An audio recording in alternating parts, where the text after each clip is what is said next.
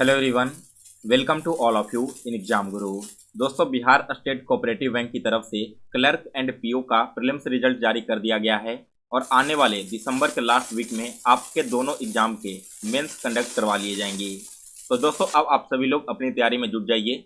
और मैंने कल से रिजल्ट आया है तभी से देख रहा हूँ कि आप सभी के मन में जीए को लेकर काफ़ी सारे डाउट चल रहे थे, जैसे कि जीए में कौन कौन से क्वेश्चन किन किन टॉपिक से पूछे जाते हैं, इसके अलावा आपको करंट अफेयर कहाँ से कवर करने हैं और इसमें स्टैटिक जीके के टोटल कितने क्वेश्चन 2021 में पूछे गए थे। सो गाइज, यहाँ पर मैंने टॉपिक वाइज 2021 में पूछे गए सारे क्वेश्चंस का अलग अलग पीडीएफ बना दिया है, जो आपको इस वीडियो में बताऊंगा। और इसके साथ ही दोस्तों यह भी दिखाऊंगा कि आपके जो करंट अफेयर्स आए थे वो आपके एग्जाम से पिछले कितने महीनों के पूछे गए थे। इसके अलावा दोस्तों वीडियो के लास्ट में मैं आपको कंप्लीट स्टडी मटेरियल बताने वाला हूँ, जिसकी मदद से आप इस एग्जाम में आने वाले 15 दिनों में ही जीके में अच्छा स्कोर कर सकते हो। तो वीडियो को लास्ट तक जरूर देखें। और दोस्तों, अगर आप इस चैनल पर पहली बार विजिट कर रहे हो तो चैनल को सब्सक्राइब कर लें और इसके बेल नोटिफिकेशन को भी ऑन कर लें, क्योंकि इस चैनल पर आपको Bihar state cooperative bank exam से रिलेटेड सारी जानकारी सबसे पहले एंड ऑथेंटिक वे में दी जाएगी। तो ज़्यादा टाइम स्पेंड ना करते हुए चलिए आज का वीडियो स्टार्ट करते हैं।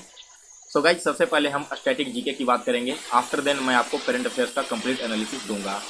अगर मैं 2021 की बात करूं तो टोटल मुझे 30 क्वेश्चंस मिले हैं आउट ऑफ 40, जिसमें से दोस्तों 15 क्वेश्चंस आपके स्टैटिक जीके के पूछे गए थे और 15 आपके करंट अफेयर्स के पूछे गए थे। तो अगर हम इसी ट्रेंड को ध्यान में रखें तो यह कंफर्म बोल सकते हैं कि जो आपके टोटल 40 क्वेश्चंस आए थे, इसमें से 18 से 20 क्वेश्चंस आपके स्टैटिक जीके के होंगे और 20 से 22 क्वेश्चंस आपके करंट अफेयर्स के होंगे। तो आइए अब देखते हैं कि आपके स्टैटिक जीके में क्या क्या टॉपिक आए थे और करंट अफेयर्स में कैसे कैसे क्वेश्चन पूछे गए थे। सबसे पहले आप सभी के सामने टोटल स्टैटिक जीके का क्वेश्चन ओपन है, जो आपके 2021 के एग्जाम में पूछा गया था। अब इसे आपको कहां से कवर करना है दोस्तों, वो देखिए। पहला क्वेश्चन क्या आया था कि first female CM of India. इसके अलावा और देखिए, first Indian member in British parliament, first Nobel prize winner of India, और उसके बाद first female pilot of India. तो आप यहां पर देख रहे हो कि इस तरह के आपके लगभग 3 से 4 क्वेश्चंस ऐसे हैं जो आपके फर्स्ट इन इंडिया से पूछे गए हैं, यानी कि आपके लूसेंट का स्टैटिक पार्ट है।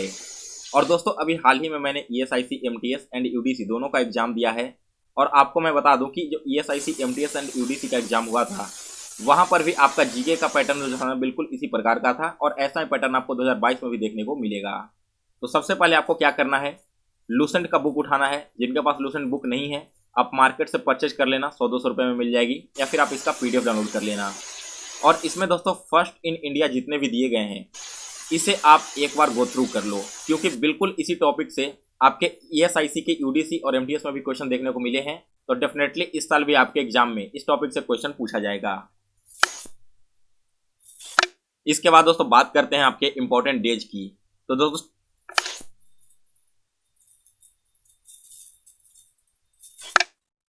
आपके बैंकिंग के जितने भी एग्जाम्स होते हैं ना, वहां पर इंपॉर्टेंट डेज से रिलेटेड एक क्वेश्चन हमेशा पूछा जाता है। तो ऐसे में आपको क्या करना है कि अभी आपके एग्जाम जो हैं वो दिसंबर में होने वाले हैं, तो जनवरी से लेकर दिसंबर तक के जितने भी आपके इंपॉर्टेंट डे बनते हैं उन सभी को आप एक बार गो थ्रू कर लेना। फिर इसके बाद दोस्तों आपको जितने भी आपके ऑर्गेनाइजेशंस हैं उसका हेडक्वार्टर मालूम होना चाहिए। ये सारे टॉपिक आपको लूसेंट के लास्ट वाले सेक्शन में ही मिल जाएगा। यहाँ पर दोस्तों नाटो का हेडक्वार्टर पूछा है, और जहाँ तक मुझे याद है जब मैंने ईएसआईसी का पेपर दिया था तो वहाँ पर दोस्तों मुझसे वर्ल्ड बैंक का हेडक्वार्टर पूछ लिया गया था। तो इसी तरह से आपके जितने भी इंटरनेशनल ऑर्गेनाइजेशन बनते हैं, जैसे यूनिसेफ वगैरह हो गया, WTO हो गया, WHO हो गया, इन सभी के हेडक्वार्टर और कब इसकी स्थापना हुई थी, इसे आप एक बार जरूर कवर कर लेना। फिर यहाँ पर देखो आपके अवार्ड से रिलेटेड भी बहुत सारे क्वेश्चन आए हैं। जैसे यहाँ पर हाईएस्ट गैलेंट्री अवार्ड पूछ लिया गया था, फर्स्ट नोबेल प्राइज विनर पूछ लिया गया था। तो इस तरह के जो अवार्ड वाले क्वेश्चंस हैं ना, ये भी आपको लूसेंट के लास्ट पार्ट में मिल जाएगा। फिर इसके बाद दोस्तों आपके आर्ट एंड कल्चर में टेम्पल वगैरह से रिलेटेड क्वेश्चन भी यहाँ पर एग्जाम में पूछे गए हैं एंड फेस्टिवल से रिलेटेड क्वेश्चन यहाँ पर पूछे गए हैं। तो दोस्तों अब जो आप पढ़ोगे इस बार आर्ट एंड कल्चर, इसमें आपको फेस्टिवल, टेम्पल, इन सभी के साथ साथ दोस्तों अलग अलग राज्यों में जो आपके नृत्य होते हैं यानी कि डांस फॉर्म, उसे भी कवर करके जाना है। तो दोस्तों यहाँ पर आपकी जो कवर करने लायक टॉपिक थी स्टैटिक में वो इतना ही था। बाकी इसके अलावा अगर आप देखोगे तो यूटीईसैट किसका सैटेलाइट है, फिर इसके बाद आप देखोगे तो IUCN का फुल फॉर्म, ऐसे क्वेश्चंस आप कहीं से भी कवर करके नहीं जा सकते। यह पूर्ण रूप से आपके लक पर डिपेंड करता है कि जो क्वेश्चन इस तरह का पूछा गया है वो आपको याद है या फिर नहीं है। अगर याद होगा तो आप वहां पर करेक्ट आंसर करके आओगे, अदरवाइज सारे लोग ऐसे क्वेश्चन छोड़कर आते हैं। तो स्टैटिक जीके में आपको क्या क्या पढ़ना है दोस्तों, मैं एक बार आपको रिवाइज करवा देता हूँ। सबसे पहला टॉपिक आप नोट डाउन कर लो, फर्स्ट इन इंडिया। इस टॉपिक को आपको अच्छे से कवर करके जाना है, यहाँ से आपको 100% क्वेश्चन देखने को मिलेगा। इसके बाद दोस्तों आपके जितने भी इंपॉर्टेंट डेज हुए हैं 2022 में, वो सभी डेज आपको याद होने चाहिए। फिर आपके जितने भी इंटरनेशनल ऑर्गेनाइजेशन हैं, इंटरनेशनल ऑर्गेनाइजेशन की स्थापना कब हुई थी और उसके हेडक्वार्टर कब थे, वो आपको मालूम होना चाहिए। फिर इसके बाद दोस्तों आपके अवार्ड से रिलेटेड जो भी क्वेश्चन आपके बनते हैं स्टैटिक में, वो आप एक बार देख लेना। एंड फिर आपके आर्ट एंड कल्चर, ठीक है। आर्ट एंड कल्चर में कहने का मतलब क्या है कि आपके जो डांस फॉर्म हो गए, टेम्पल वगैरह हो गया या फिर लैंग्वेज वगैरह हो गई, जो भी चीज़ें आपकी रिलेटेड होती है इससे, वो सारी चीज़ें आपको मालूम होनी चाहिए। तो केवल आप इतना कवर कर लो, स्टैटिक जी के लिए काफ़ी होगा। और अगर मैं आपके वेटेज की बात करूँ तो 18 से लेकर 20 क्वेश्चन तक, 16 से 20 क्वेश्चन के अराउंड आपको स्टैटिक जीके देखने को मिलेगा। आप इतना कवर करके जाते हो तो डेफिनेटली 8 से 10 क्वेश्चन यहाँ पर आप सॉल्व कर दोगे। फिर अब बात करते हैं दोस्तों करंट अफेयर्स की, क्योंकि यहाँ पर आपको बहुत ज़्यादा प्रॉब्लम होती है। तो इसीलिए मैंने करंट अफेयर्स दोस्तों बिल्कुल इस तरह से अलग अलग मंथ वाइज करके लिख दिया है, जिससे कि आपको यह भी पता चल सके कि आपके जो क्वेश्चन आए हैं वो कहाँ से आए हैं। देखिए करंट अफेयर्स में टोटल यहाँ पर 15 क्वेश्चंस मिले हैं आउट ऑफ 30 क्वेश्चंस। तो बाकी के जो 4-5 क्वेश्चंस आपके करंट अफेयर्स के आए होंगे ना, वो भी कहीं ना कहीं इन्हीं मंथ से रिलेटेड होगा। अगर आपको कोई क्वेश्चन ऐसा याद है जो इन सारे क्वेश्चन से अलग हो, 2021 में पूछा गया था, तो आप एक बार कमेंट कर देना। जो भी कैंडिडेट यहाँ पर वीडियो को देख रहे हैं उन सभी को भी इससे फायदा मिल जाएगा। तो देखिए दोस्तों, यहाँ पर सबसे पहले तो आपका जो एग्जाम हुआ था ना, वो 2 सितंबर 2021 को हुआ था। और जो लोग बैंकिंग का पहली बार एग्जाम दे रहे हैं, आपको मैं बता दूं कि बैंकिंग में जो करंट अफेयर्स आते हैं वो पिछले 6 महीने से ही पूछा जाता है। और अगर मैं 6 महीने कंपेयर करके देखूं सितंबर के अनुसार से, तब कब से आपका होगा, तो ये आपका आ जाएगा मार्च से। मार्च, अप्रैल, मई, जून, जुलाई और अगस्त, ये 6 महीने से आपके करंट अफेयर्स आते हैं। यहाँ पर आप देखोगे कि लास्ट में बस 2 क्वेश्चन आपको फरवरी का देखने को मिल रहा है, बाकी सारे के सारे क्वेश्चन इससे पहले के ही हैं। तो मैक्सिमम क्वेश्चन आपके कहाँ से पूछे गए हैं वो देखिए। अगस्त से आपके 3 क्वेश्चन आए हैं, यानी कि जिस मंथ में आपका एग्जाम है उस मंथ से जस्ट पहले के मंथ से आपके क्वेश्चंस अच्छे खासे पूछे गए हैं यहाँ पर। और क्वेश्चन भी दोस्तों आपका बहुत ज़्यादा हाई लेवल का नहीं है। आप यहाँ पर देख सकते हो कि पीएम का अपॉइंटमेंट हुआ है वो पूछा गया है, फ्लोटिंग सोलर पार्क के बारे में पूछा गया है, फिर एक खिलाड़ी का यहाँ पर नाम दे दिया गया था, और एक खिलाड़ी जो है ना एक ब्रॉन्ज मेडल जीती थी अगस्त 2021 में। इसी वजह से पूछ लिया गया था कि ये खिलाड़ी किस स्टेट से बिलोंग करती है। तो यहाँ पर आपको क्या ध्यान रखना है दोस्तों कि जब भी आप स्पोर्ट वाला चैप्टर पढ़ रहे होगे, उस टॉपिक को कवर कर रहे होगे, तो स्पोर्ट्स पर्सन के साथ साथ वे किस खेल से संबंधित हैं और किस स्टेट से बिलोंग करते हैं, यह आपको मालूम होना चाहिए। इसके अलावा दोस्तों अगर किसी पर्सन ने हाल फिलहाल में कोई अवार्ड जीता है या फिर कोई स्पोर्ट्स जीता है, तो उनके बारे में हिस्ट्री भी मालूम होनी चाहिए कि यानी कि उससे पहले भी हाल फिलहाल में और कौन कौन से अवार्ड या फिर स्पोर्ट्स जीत चुके हैं। तो यहाँ पर दोस्तों अगर मैं बात करूँ कि आपके दिसंबर में एग्जाम है ना, तो कौन कौन से मंथ्स के आपके करंट अफेयर पढ़ने चाहिए, तो इससे पहले आप एक बार देख लो कि आपके कितने कितने मंथ से कितने क्वेश्चंस आए हैं। अगस्त से आपका टोटल 3 क्वेश्चंस आया है। फिर अगर मैं बात करूं जुलाई की, तो जुलाई में देखिए एक आईसीसी से रिलेटेड क्वेश्चन आया था, एक आपका थोरियम रिएक्टर कुछ परमाणु केंद्र बन रहा था उससे क्वेश्चन आया था, एक आपका आया था सिल्वर मेडल मिला था हॉकी टोक्यो ओलंपिक में जो कि जुलाई में ही स्टार्ट हुआ है, फिर एक आया था नदी को जोनो ऐप के बारे में, और इसके अलावा एक आया था दोस्तों 3D steel bridge in country के बारे में। तो अगर आप यहाँ पर वेटेज देखोगे तो 1 2 3 4 5 क्वेश्चन आपके टोटल जुलाई से पूछे गए हैं। फिर इसके बाद अगर मैं मई की बात करूं, तो मई में एक BWF यानी कि बैडमिंटन फेडरेशन के हेड कौन बने हैं यह पूछा गया था। इसके अलावा दोस्तों एक आर्मी चीफ बनी थी क्रिस्टिन वारमोथ, इनके बारे में पूछा गया था, और एक वी कार्तिकेय हैं उन्हें अवार्ड दिया गया था, उनसे रिलेटेड क्वेश्चन यहाँ पर एक पूछ लिया गया है। तो मई से आपके टोटल 3 क्वेश्चन हैं। फिर अगर मैं बात करूं अप्रैल की, तो अप्रैल से आपके टोटल कितने क्वेश्चंस हैं, एक आपका आया था FDI का रिन्यूएबल एनर्जी, तो यहाँ पर टोटल 1 क्वेश्चन तो मई के पूछे गए हैं।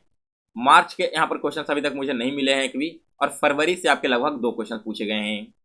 तो यहाँ पर दोस्तों अगर आप फरवरी को नेग्लेक्ट करके भी चलते हो क्योंकि फरवरी काफ़ी लेट हो जा रहा है, अगर आप केवल लास्ट के 6 महीने को ध्यान से देखोगे तो इन 6 महीने में से लास्ट के 3 महीने से ही आपके लगभग 11 क्वेश्चन पूछ लिए हैं। और कितने क्वेश्चन में से, तो आउट ऑफ 15 क्वेश्चन में से। तो आप देख सकते हो कि आपका जो मैक्सिमम वेटेज है ना करंट अफेयर्स का, वो लास्ट 3 महीने का ही होता है। और यही ट्रेंड आपको 2022 में IBPS PO मेंस में भी देखने को मिला है। नवंबर में एग्जाम था, मैक्सिमम क्वेश्चंस आपके अगस्त, सितंबर और अक्टूबर से आए थे। अगर किसी ने इन 3 महीने को भी अच्छे से कवर कर लिया होगा ना, तो आप अच्छे से स्कोर कर सकते थे। वही ट्रेंड यहाँ पर देखने को मिल रहा है। तो दोस्तों, अब अगर आपका एग्जाम दिसंबर के लास्ट वीक में होने वाला है, तब आपको कहाँ कहाँ से करंट अफेयर्स कवर करके जाने चाहिए। देखिए, दिसंबर लास्ट में आपका होना कंफर्म है। तो इसके लिए आपको क्या करना होगा दोस्तों, सबसे पहले तो आप दिसंबर को छोड़ दो, ठीक है। दिसंबर को फिलहाल साइड में रखो, यह मैं आपको बाद में बताऊंगा।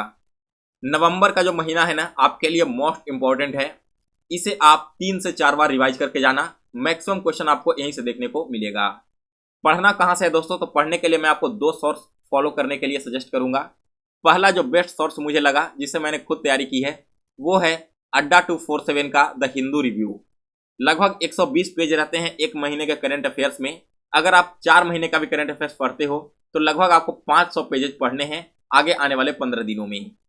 यहाँ पर दोस्तों, अगर आप नवंबर कवर कर लेते हो, अक्टूबर कवर कर लेते हो और सितंबर कवर कर लेते हो, तो इतना आपके लिए काफी होगा।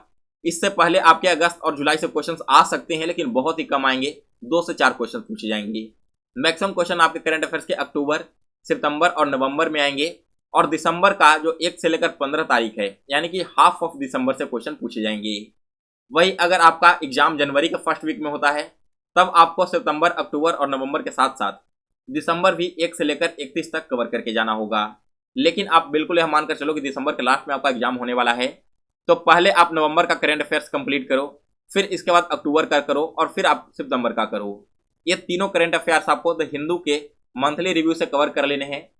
अब इसके बाद दोस्तों, आपके पास 2 ऑप्शन है। या तो आप कोई भी ऑनलाइन क्यूज अटेम्प्ट करो करंट अफेयर्स का वीकली, या फिर स्टडी IQ का जो मंथली PDF आता है ना 300 क्वेश्चंस का, उसे आप एक बार रिवाइज कर लो। इतना काफी होगा। इसके अलावा आपको कहीं से भी और कुछ पढ़कर जाने की जरूरत नहीं है। केवल जरूरत है तो वो आपके मन के अंदर कॉन्फिडेंस बनाने की। अगर आपका कॉन्फिडेंस रहता है तो आप इतने पढ़कर अच्छा स्कोर कर पाओगे। कॉन्फिडेंस नहीं रहता है तो आप इतने महीने का भी करंट अफेयर अच्छे से कवर नहीं कर पाओगे।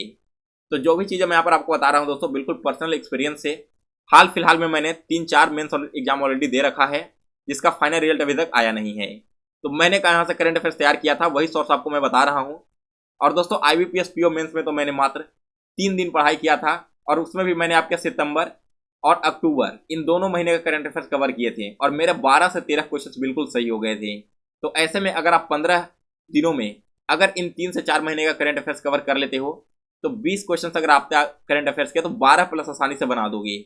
और स्टैटिक जीके में जो मैंने आपको स्ट्रेटजी बताया, उस स्ट्रेटजी को फॉलो करके भी आप 10 से 12 स्कोर कर पाओगे। और अगर आप इन दोनों स्ट्रेटजी को सही से फॉलो करते हो, तो एग्जाम में आपके स्कोर 20 से लेकर 25 तक आसानी से आ जाएंगे आने वाले 10 से 15 दिनों में, जो कि एक बहुत ही ज्यादा शानदार स्कोर है।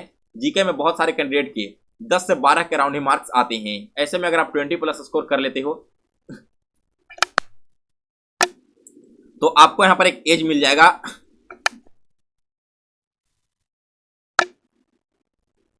और आपका सिलेक्शन यहां पर कंफर्म हो जाएगा।